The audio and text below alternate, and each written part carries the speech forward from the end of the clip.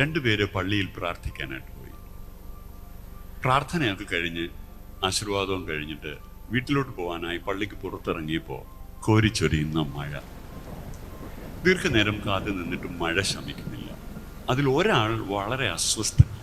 അപ്പോൾ മറ്റേ ആൾ പറഞ്ഞു, സഹോദര, നമുക്ക് കാത്തിരിക്കാം. ഏതായാലും ഈ ഭൂമിയിൽ ഇന്നോളം പെയ്തിട്ടുള്ള ഒരു മഴയും തോരാതിരുന്നിട്ടില്ല. ഈ വരികൾ എനിക്ക് എൻ്റെ ഹൃദയത്തിൽ ദൈവം ആഴമായി എഴുതി വെച്ചു. ഒരു മഴയും തോരാതിരുന്നിട്ടില്ല.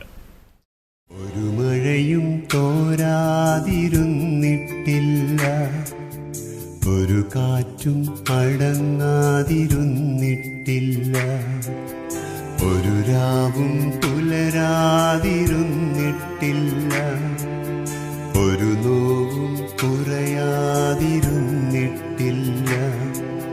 തിരമാലയിൽ ഈ ചെറുതോണിയിൽ, തിരമാലയിൽ ഈ ചെറുതോണിയിൽ, അമരത്തന്നരികെ അവനുള്ള